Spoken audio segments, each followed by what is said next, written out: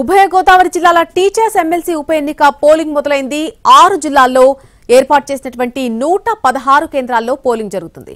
మొత్తం 16,737 మంది teachers vote అయిపోతున్నారు. సాయంత్రం 4 గంటల వరకు కూడా పోలింగ్ జరుగుతుంది. కాకినాడ జిల్లాలో 3,418 మంది ఓటర్లుండగా తూర్పు గోదావరి జిల్లాలో 2,990 మంది టీచర్లకు ఓటు హక్కుంది. అంబేద్కర్ కోనసీమ జిల్లాలో 3,296 మంది, అల్లూరు జిల్లాలో 637 మంది ఓటర్లున్నారు. పశ్చిమ గోదావరి జిల్లాలో 3,729 మంది, ఏలూరు జిల్లాలో 2,667 మంది ఓటర్లున్నారు. పోలింగ్ అనంతరం బ్యాలెట్ బాక్సులను కాకినాడ జేఎన్టీయూ సెంట్రల్ లైబ్రరీలో ఏర్పాటు చేసినటువంటి స్ట్రాంగ్ రూమ్ కు తరలిస్తారు. ఈ నెల 9న ఓట్ల లెక్కింపు ఉంటుంది.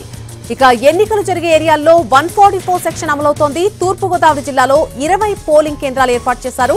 కాకినాడ జిల్లా వ్యాప్తంగా 22 పోలింగ్ కేంద్రాలు సెట్ చేశారు. ఇక కేంద్ర రాష్ట్ర ప్రభుత్వ ఉపాధ్యాయులు తమ ఓటు హక్కు వినియోగించుకునేందుకు ఇవాళ స్పెషల్ క్యాజువల్ లీవ్ కూడా మంజూరు చేయడం జరిగింది.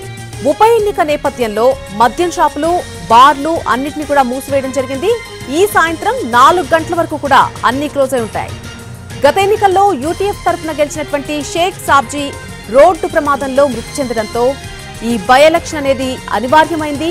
పోటీలో 5 స్వతంత్ర అభ్యర్థులున్నారు. ప్రధానంగా 3 మధ్య పోటీ నెలకొందని పరిశీలకులు చెబుతున్నారు. బొర్రా గోపిమూర్తి, గంధం నారాయణరావు, నామన వెంకటలక్ష్మి, కవల నాగేశ్వరరావు, పులుగు దీపక్ పోటీలో ఉన్నారు. గెలిచిన వారు 2 నెలల పాటు పదవిలో ఉంటారు. ప్రచారం అయితే హోరాహోరీగా సాగింది. మంగళవారం సాయంత్రం 4 గంటలతో క్యాంపెయిన్ మొత్తం ముగిసింది.